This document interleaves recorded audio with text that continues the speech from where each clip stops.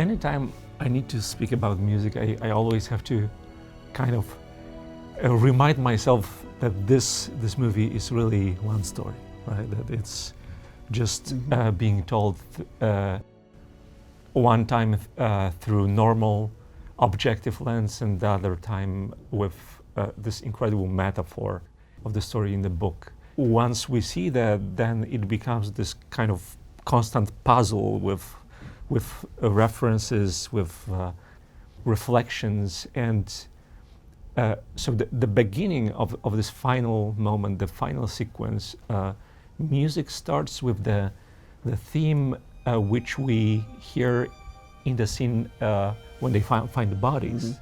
So the most sad, excruciating moment, and this music in that scene is incredibly, the way we perceive it is incredibly sorrowful, poignant. And yet here we start with the very same melody, which has a different meaning to us. It's almost optimistic and hopeful, and the way she looks in the mirror is she's expecting her life will change, that maybe I haven't damaged my life completely yet. And then she touches her ring, and this is where the music starts. And in the same way as the story in the book, what we see is what she imagines. It's not an objective depiction of the story. It's always filtered through her experience. The same way the music at the end really reflects everything that we don't see, every stages of her hope turning into this horrible realization that she's gonna be alone and that she didn't avert the damage. Hey, stop the car. Stop the car. I came out of that barbed wire fence right there, right by the reflector. I remember that. Oh, let's get out and walk. You said you walked out, right?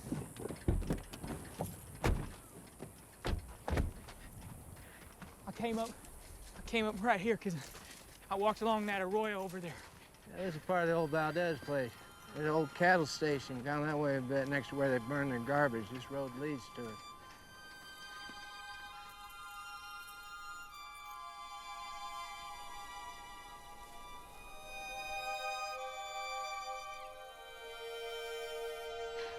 Well, I remember with that scene, I know that he, when we were talking about the setup for that, where we, he wanted to have it be something that was very striking and stood out. And I remember there was like some image that I found with a sofa in the middle of a forest, and it sort of became like a springboard for that idea about the cattle station. And I know that that wall structure we built and that whole environment we built so that we could set that up properly. Originally, I felt it might be a more violent visual impact, and I think Tom's direction to me was looking quite angelic, getting that matching. They have two very different skin tones.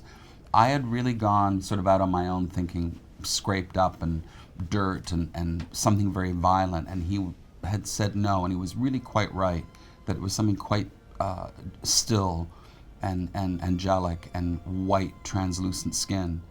So we did full body makeup on both our ladies, and I took down the sort of casualty makeup apart from just that sort of gash of blood on Isla. Tom was very clever to have that stillness and quite beautiful for such a disturbing image. I remember even that day when we were shooting it, it took some time for him to get them into a position that he really liked.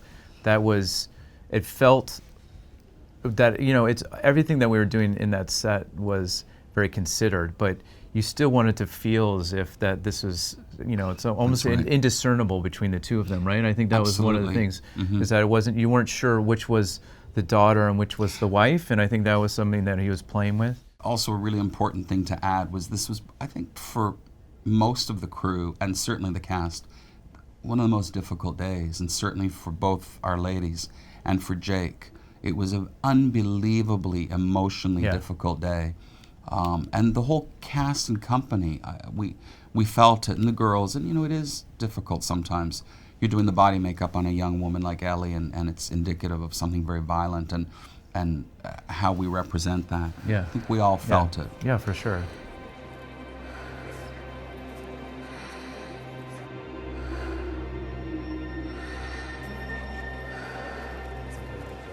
How do you convey what's inside this character's head? Because that's the challenge of Nocturnal Animals, is she's the nocturnal animal. This is her story, her perceptions that we are witnessing. And it's why Amy is just so amazing in this film, because she doesn't actually have that much dialogue in the movie, and most of it is conveyed as a silent movie actress through her face. So it's all emotional.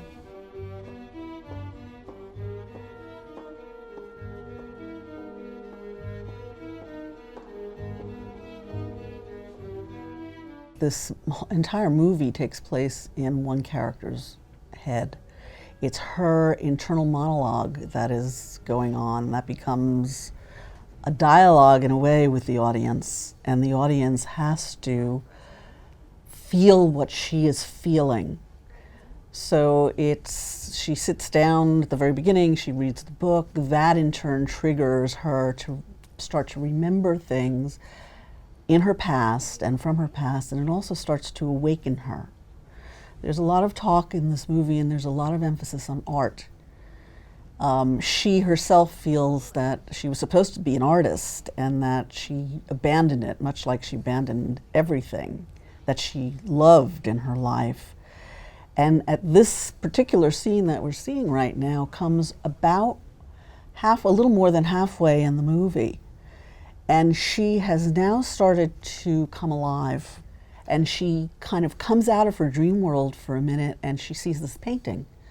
That is revenge. I mean, sometimes you have to be hit in the head with what's going on here, and she does. She's a character that needed to truly be hit in the head, but she's coming alive and she's becoming aware of what's going on, and that's when she questions this Jenna Malone character in that wonderfully ridiculous outfit that she's wearing. Where did this painting even come from?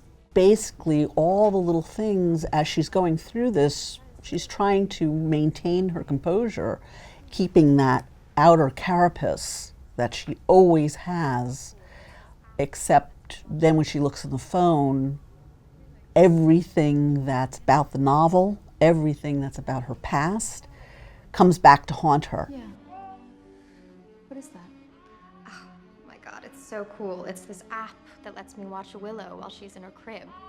Really? Do you not trust your nanny? No, I do. I just hate her. And I would like to be more involved with Willow throughout the day, so. Look, there she is. And it sounds incredible. You could actually hear her breathing, and I can talk to her if I want to. I'm sorry. I'm so sorry. Are you okay? Yeah, I just, I thought I saw someone.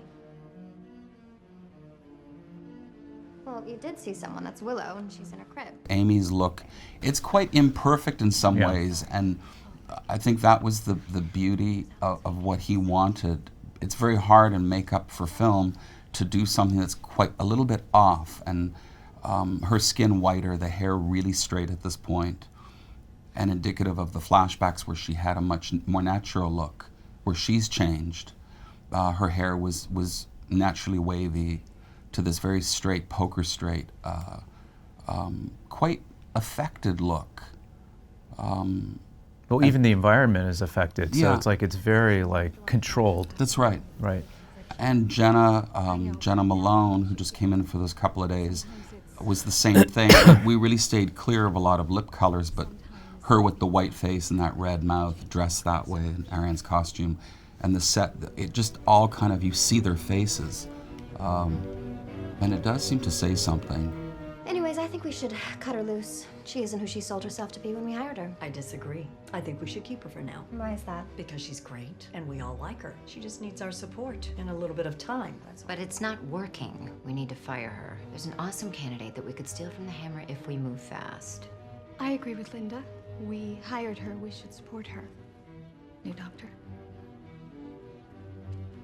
No. New haircut. But Susan, you were the one who brought it up last meeting that you were looking for a change. I know, but now I think we should keep her. Sometimes maybe it's not such a good idea to change things quite so much. I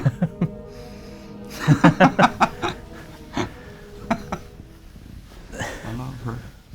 Tom always has a lot of examples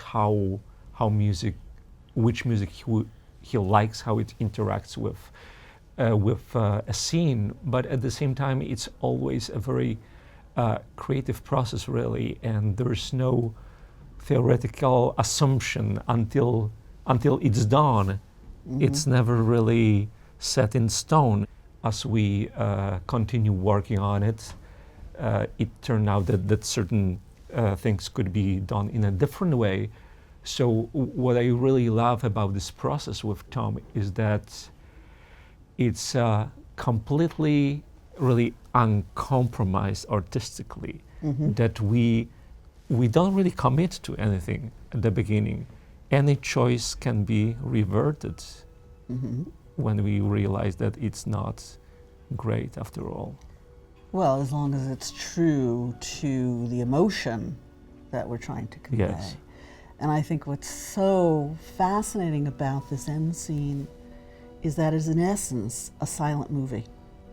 And the music that Abel composed for the scene has to take you on this journey through this last part of the scene. When I watch this scene, I always think that about moments when we personally are in a situation where we are not allowed to show our emotions outside. No. And on the surface, we can be completely still and really not displaying any of what we go through inside. And yet, what's going on inside is this incredible influx of, sometimes adrenaline, sometimes different feelings. We can be really overwhelmed, almost passing out, and people around us wouldn't even notice.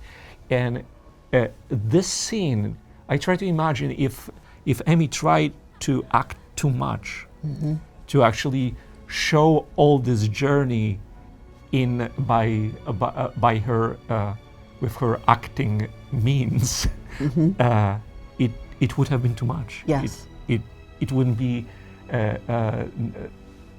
really serving anything, and instead she really allowed and trusted Tom to fill this gap at the end. Yes, and very much.